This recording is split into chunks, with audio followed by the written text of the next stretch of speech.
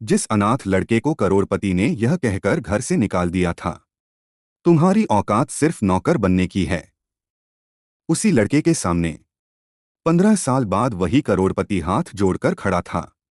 लेकिन इस बार फैसला उस गरीब लड़के के हाथ में था। यह कहानी है कबीर की। कबीर बचपन में ही अनाथ हो गया था।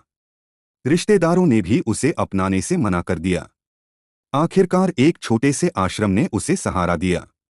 उसके पास न अच्छे कपड़े थे, न महंगे जूते, लेकिन एक सपना जरूर था, इतना बड़ा इंसान बनने का कि कोई कभी किसी गरीब का अपमान करने से पहले 100 बार सोचे। कबीर पढ़ाई में पूरे आश्रम का सबसे होनहार बच्चा था। दिन में स्कूल जाता और शाम को होटल में बर्तन धोकर अपनी पढ़ाई का खर्च निकालता। एक दिन शहर के सबसे बड़े उद्योगपति राजवीर सिंघानिया ने अपने बंगले में गरीब बच्चों के लिए दान कार्यक्रम रखा। पूरा शहर उनकी तारीफ कर रहा था। आश्रम के सभी बच्चों को भी वहां ले जाया गया। कबीर पहली बार इतनी बड़ी हवेली देखकर हैरान रह गया। सैकड़ों लोग, महंगी गाड़ियां और कैमरों की चमक, सब बच्चों को कपड़े और खाना दिया जा रहा था। तभी राजवीर सिंघानिया की नजर कबीर पर पड़ी। उसके फटे हुए जूते, पुरानी शर्ट और हाथ में पुराना बैग देखकर राजवीर हंस पड़ा। उसने सबके सामने कहा, ऐसे बच्चे जितनी मदद करो उतने ही निकम्मे बनते हैं। फिर उसने सिक्योरिटी गार्ड की तरफ देखकर आदेश दिया, इसे अभी मेरे घर से बाहर निकालो। मैं अपने घर में ऐसे भिखारियों को नहीं देखना चाहता। गार्ड ने बिना कुछ पूछे कबीर का हाथ पकड़ा और सबके सामने धक्का देकर बाहर निकाल दिया। कबीर सीढ़ियों से गिर पड़ा। उसकी आंखों में आंसू थे, लेकिन उसने किसी से कुछ नहीं कहा। उसने अपने बिखरे हुए कागज उठाए, आसमान की तरफ देखा और धीरे से बोला, आज आपने मुझे मेरे फटे कपड़ों की वजह से ठुकराया है। एक दिन मेरी पहचान मेरे कपड़े नहीं, मेरी मेहनत होगी। उसे बिल्कुल भी अंदाजा नहीं था कि 15 साल बाद उसी करोड़पति की बेटी की जिंदगी उसी के एक फैसले पर टिकी होगी। समय बीतता गया। कबीर ने उस दिन के अपमान को अपनी कमजोरी नहीं, अपनी सबसे बड़ी ताकत बना लिया। दिन में कॉलेज, रात में होटल में वेटर की नौकरी और देर रात तक पढ़ाई, यही उसकी रोज की जिंदगी बन गई। कई बार भूखा सोना पड़ता, लेकिन उसने कभी हार नहीं मानी। आश्रम के संचालक हमेशा उससे कहते थे, बेटा, जिस दिन मेहनत किस्मत से बड़ी हो जाती है उस दिन इतिहास लिखा जाता है।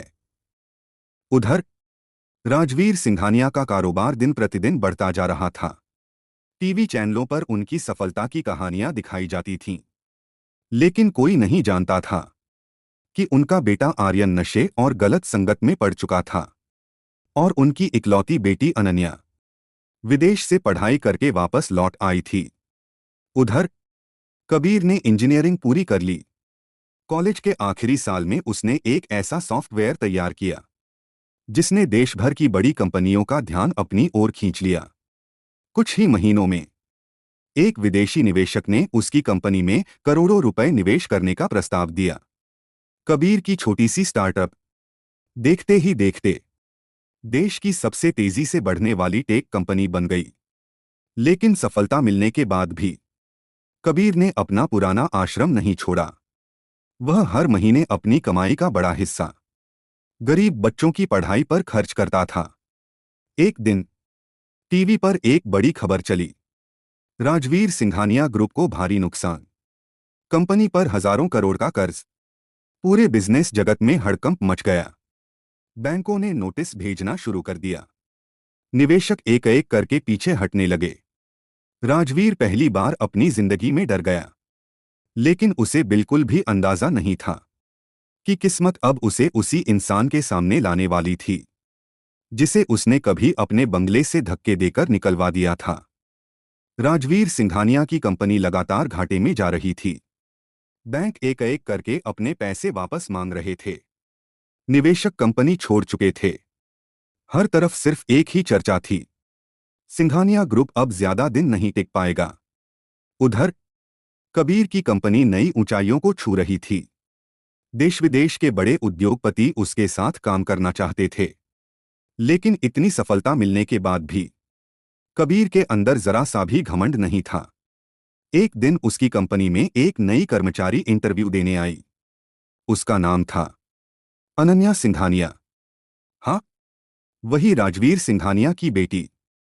लेकिन उसने अपनी पहचान छुपा ली थी, क्योंकि वह नहीं चाहती थी कि लोग उसे उसके पिता के नाम से पहचानें। कबीर ने इंटरव्यू के दौरान उसकी योग्यता देखी और बिना उसका सरनेम पूछे उसे नौकरी दे दी। कुछ ही महीनों में अनन्या ने अपनी मेहनत और ईमानदारी से सबका दिल जीत लिया। कबीर भी उसकी सादगी से प्रभावित होने लगा। एक दिन ऑफिस से लौटते समय अनन्या ने कबीर से पूछा, सर, क्या आपने कभी किसी से नफरत की है?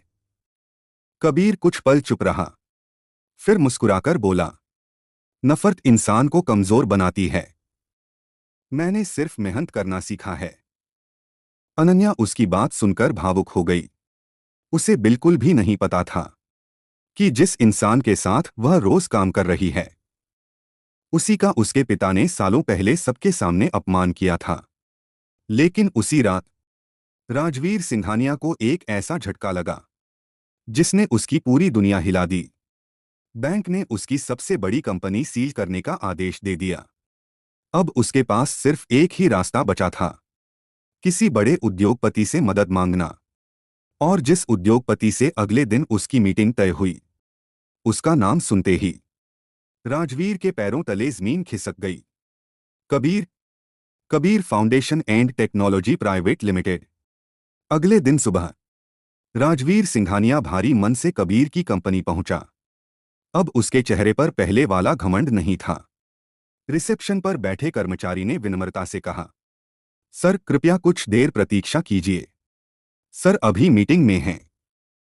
राजवीर पहली बार किसी के ऑफिस के बाहर इंतजार कर रहा था।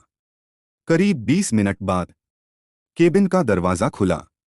जैसे ही कबीर बाहर आया, दोनों की नजरें एक दूसरे से मिलीं। राजवीर कुछ पल के लिए स्तब्ध रह गया। वह धीरे से बोला, तक तुम? कबीर कबीर मुस्कुराया, जी, आइए अंदर बैठिए।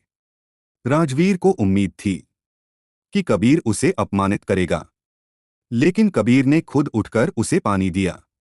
यह देखकर राजवीर की आंखें झुक गईं। कुछ देर बाद उसने कांपती आवाज में कहा, मेरी कंपनी डूब रही है। हजारों कर्मचारियों की नौकरी खतरे में है। अगर तुम चाहो तो मेरी मदद कर सकते हो। कबीर शांत बैठा रहा। उसने कोई जवाब नहीं दिया। तभी उसकी नजर राजवीर के हाथों पर पड़ी, जो कभी घमंड से भरे रहते थे। आज वही हाथ मदद मांगते हुए कांप रहे थे। राजवीर की आंखों से आंसू निकल आए। वह बोला, बेटा, मैंने सालों पहले तुम्हारे साथ बहुत बड़ा अन्याय किया था। मैंने तुम्हें इंसान नहीं, तुम्हारे कपड़ों से पहचाना। अगर हो सके तो मुझे माफ कर देना। पूरा कमरा खामोश हो गया। कुछ पल बाद कबीर अपनी कुर्सी से उठा, राजवीर के पास गया और उसके हाथ पकड़कर बोला, गलती आपकी थी, लेकिन उसकी सजा उन हजारों कर्मचारियों को क्यों मिले जो ईमानदारी से काम कर रहे हैं? यह सुनकर राजवीर फूट फूट कर रो पड़ा। लेकिन तभी केबिन का दरवाजा खुला। अनन्या अंदर आई। उसने अपने पिता को कबीर के सामने हाथ जोड़कर खड़े देखा और अगले ही पल उसे वह सच पता चला जिसने उसकी पूरी दुनिया बदल दी। अनन्या अपने पिता को उस हालत में देखकर हैरान रह गई। उसे समझ नहीं आ रहा था, आखिर ऐसा क्या हुआ कि कभी पूरे शहर पर राज करने वाले उसके पिता आज किसी के सामने हाथ जोड़कर खड़े हैं। राजवीर ने आंसू भरी आंखों से कहा, बेटी, यही वो लड़का है जिसे मैंने 15 साल पहले अपने घर से धक्के देकर निकलवा दिया था। अनन्या की आंखें भर आईं। वह कबीर की तरफ देखने लगी, लेकिन कबीर के चेहरे पर न गुस्सा था, न बदले की भावना। उसने सिर्फ मुस्कुराकर कहा, बीती हुई बातों को बदल नहीं सकते, लेकिन आने वाला कल जरूर बदल सकते हैं। कबीर ने उसी समय अपनी लीगल टीम को बुलाया। उसने घोषणा की, सिंघानिया ग्रुप बंद नहीं होगा। हम इस कंपनी में निवेश करेंगे, लेकिन एक शर्त पर। पूरा कमरा खामोश हो गया। राजवीर ने घबराकर पूछा, क्या शर्त है? कबीर ने कहा, आज के बाद इस कंपनी में किसी भी कर्मचारी का सम्मान उसके कपड़ों, गरीबी या पद से नहीं, उसकी मेहनत से होगा। कोई भी गरीब इंसान इस कंपनी से अपमानित होकर बाहर नहीं जाएगा। राजवीर बिना एक पल गवाए बोला, मैं तुम्हारी हर शर्त मानता हूं। कुछ ही दिनों में कबीर के निवेश से सिंघानिया ग्रुप फिर से खड़ा हो गया। हजारों कर्मचारियों की नौकरी बच गई। राजवीर ने पूरे शहर के सामने एक प्रेस कॉन्फ्रेंस की। उन्होंने कहा, मैंने जीवन की सबसे बड़ी गलती एक गरीब बच्चे का अपमान करके की थी। आज उसी बच्चे ने मुझे बर्बाद होने से बचाया है। पूरा हॉल तालियों से गूंज उठा। इसके बाद राजवीर ने अपने पुराने बंगले के बाहर एक पत्थर लगवाया, जिस पर लिखा था, किसी इंसान की कीमत उसके कपड़ों से नहीं, उसके चरित्र और मेहनत से होती है। कबीर ने उस आश्रम को भी नया भवन बनाकर दिया, जहां उसने अपना बचपन बिताया था। सैकड़ों अनाथ बच्चों की पढ़ाई का पूरा खर्च उठाया। उस दिन पूरे शहर ने सीखा, बदला लेकर नहीं, माफ करके जीती गई जीत सबसे बड़ी होती है। और कबीर ने साबित कर दिया, गरीबी इंसान की पहचान नहीं होती, उसकी मेहनत ही उसकी असली पहचान बनती है।